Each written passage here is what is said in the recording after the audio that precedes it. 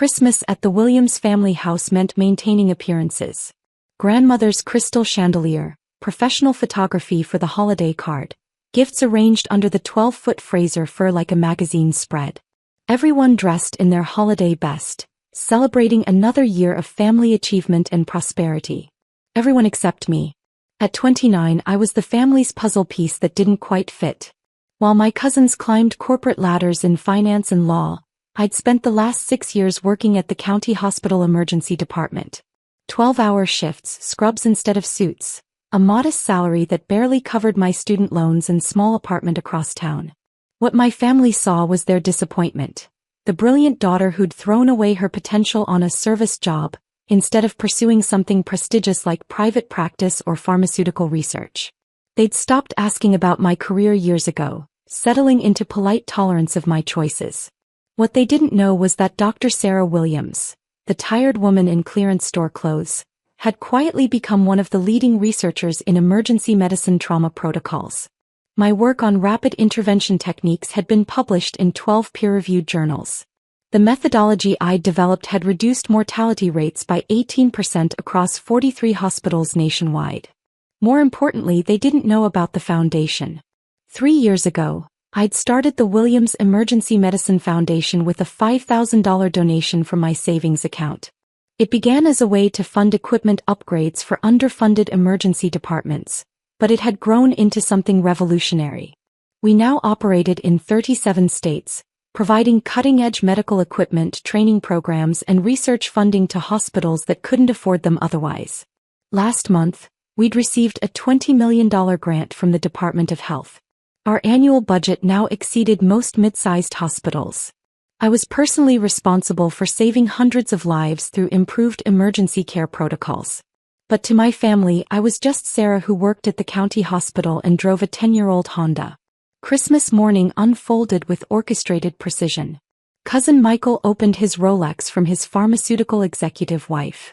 Cousin Jennifer admired her designer handbag from her investment banker husband. Everyone exchanged gifts that reflected their financial success and social status. Then came my turn. "Sarah, sweetheart," Aunt Patricia said with that particular smile reserved for family charity cases, "we picked out something practical for you." She handed me a gift bag from Target. Inside was a clearance rack sweater, tags still attached showing the markdown from $24.99 to $12.99. The kind of polyester blend that would pill after 2 washes. "We thought you'd appreciate something comfortable for those long hospital shifts," she said kindly. Cousin Jennifer chimed in helpfully. "It's so smart to shop clearance. Very budget conscious." Michael nodded approvingly. Nothing wrong with being practical when money's tight. The subtext was clear. "We understand you're struggling financially, so we bought you the kind of gift we imagine fits your limited budget. Walmart clothes suit your budget." Jennifer's husband David laughed, examining the clearance tag. "Good quality for the price point." Everyone chuckled politely at what they considered gentle, loving humor about my financial situation. Poor Sarah, working at the county hospital, making do with whatever she could afford. I held the sweater and smiled. "Thank you. It's very thoughtful. We just want you to know we support your choices," Aunt Patricia said warmly. "Not everyone needs to chase money and status. Service work is so important." Service work. Like I was volunteering at a soup kitchen instead of practicing emergency medicine. Uncle Robert raised his coffee mug. "To Sarah, who reminds us that success isn't always about the size of your paycheck." They were toasting my supposed failure while congratulating themselves on their enlightened acceptance of my limitations. That's when my phone started buzzing insistently. I glanced at the screen. Rebecca Chin, executive assistant. My heart rate spiked. Rebecca only called during family time if something critical was happening with the foundation. "Excuse me," I said, standing up. "I need to take this call." "Sarah," Mother said disapprovingly, "we're in the middle of gift exchange. Can't it wait?" "It'll just be a minute," I said, walking toward the kitchen. "Probably the hospital," Michael said knowingly. "They work her like a dog over there." I answered the call in Mother's pristine kitchen. "Rebecca? What's happening?" "Dr. Williams, I'm so sorry to interrupt Christmas morning, but we have an emergency board situation." The Department of Health just approved our expansion proposal for the Pediatric Trauma Initiative. My stomach dropped. Which expansion proposal? The $50 million grant for nationwide implementation. They want an emergency board meeting tonight to discuss immediate deployment strategies. All 12 board members are flying in from across the country. $50 million.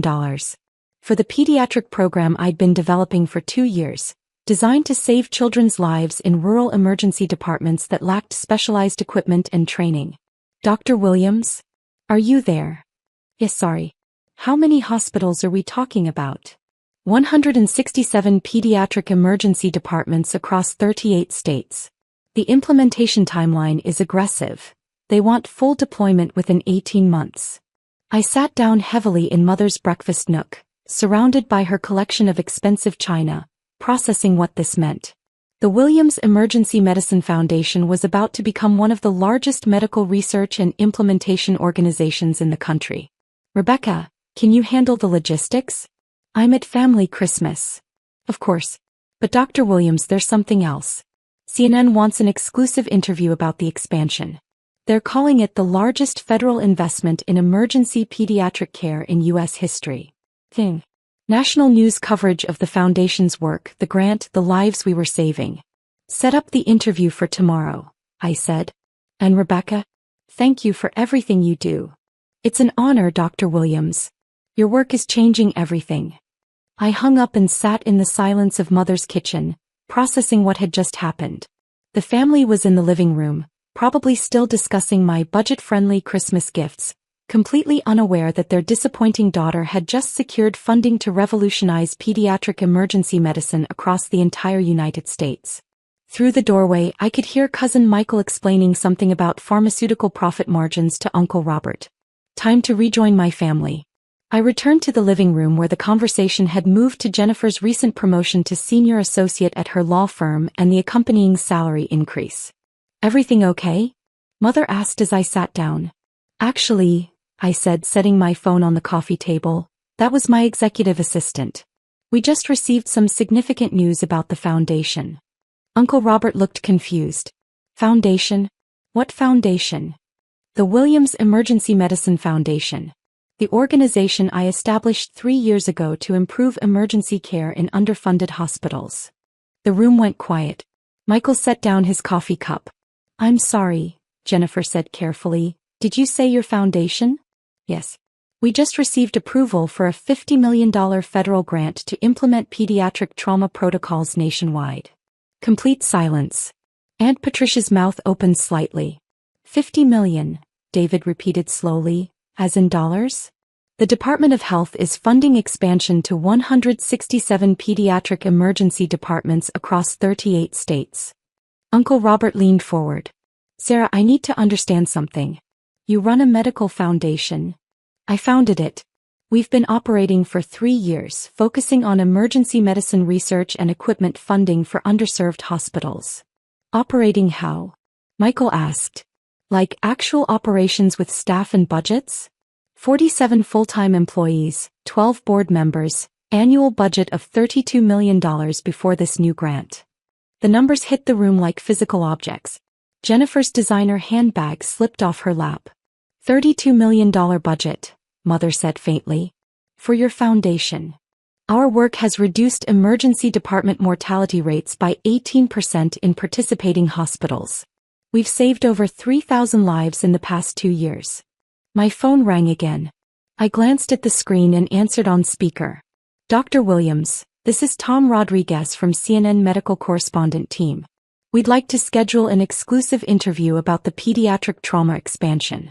This represents the largest federal investment in pediatric emergency care in decades. The family stared at my phone like it was speaking in foreign languages. Can we schedule for tomorrow afternoon? I asked. Perfect. Dr. Williams, our research team has been following your foundation's work. The mortality reduction statistics are unprecedented. How do you respond to colleagues calling this the most significant advancement in emergency pediatric care since the introduction of trauma centers? I think we're just getting started, I said. Every child deserves access to the best possible emergency care, regardless of their hospital's zip code or budget. Excellent. We'll see you tomorrow for the interview. I hung up and looked around at my family's stunned faces. Uncle Robert poured himself a scotch at 11 in the morning. Sarah, he said very carefully, when you said you work at the county hospital you meant. I'm the attending physician in emergency medicine. But I also founded and run the Williams Emergency Medicine Foundation. The foundation that just received $50 million from the federal government, Jennifer said numbly. For pediatric trauma protocols, yes. Michael had gone completely pale. Sarah, how is this possible? We thought you were just working shifts. I am working shifts. 60 hours a week in the emergency department, plus another 40 hours running the foundation. 100 hours a week? Aunt Patricia whispered. Emergency medicine doesn't stop for holidays or convenient schedules. Mother set down her coffee with shaking hands. Sarah, why didn't you tell us about any of this? Would it have changed how you treated me? The question hung in the air like smoke. Because we all knew the answer. Yes, it absolutely would have changed everything. They would have asked about my work differently, respected my schedule, included me in conversations about professional achievements and long-term impact. But they would have changed their behavior because of prestige and recognition, not because I deserved basic respect as someone working to save lives. We always respected your work, Uncle Robert said weakly. You bought me a clearance sweater and joked about my budget 5 minutes ago, I said gently. His face reddened. I didn't realize the scope of your responsibilities. You didn't realize because you assumed. You saw the hospital job and decided what my life looked like without asking questions. My phone buzzed with another call. The Department of Health. I should take this, I said. The pediatric program implementation requires immediate coordination. Through the living room windows, I could see neighbors walking past with their own Christmas morning activities, completely unaware that one of the most significant advances in pediatric emergency medicine had just been approved inside this suburban house. There's going to be a press conference, I said, ending the call. Tomorrow at the Department of Health. The Secretary of Health wants to announce the pediatric initiative personally. A press conference, Mother repeated faintly. With the Secretary of Health. About your foundation. About saving children's lives in emergency situations, yes. The family dynamic has shifted permanently. I'm no longer the disappointing daughter who chose service over success. Mother brags to her bridge club about her medical foundation executive daughter. Uncle Robert asks my opinion on healthcare policy. The cousins want to discuss their own charitable giving strategies. I still work 60-hour weeks in the emergency department, still drive my Honda, still live in my modest apartment. The foundation work has expanded beyond anything I imagined possible, but the core mission remains the same, ensuring every patient receives the best possible emergency care. The clearance sweater sits unworn in my closet, a reminder that respect should never require press conferences to earn. The people who knew my worth before they knew my recognition. My colleagues in the emergency department, the nurses who work alongside me, the patients whose lives we've saved together, they're still the same. Because genuine respect isn't built on grant announcements or news coverage. Mother called about Easter plans last week. No mention of budget-friendly gifts or service work limitations. Some lessons take time to stick, but they do stick eventually. Even for families who mistake quiet dedication for lack of ambition. The pediatric trauma protocols are now active in 167 hospitals. Last month alone, we saved 43 children's lives through improved emergency care procedures. That's worth more than all the designer handbags in the world.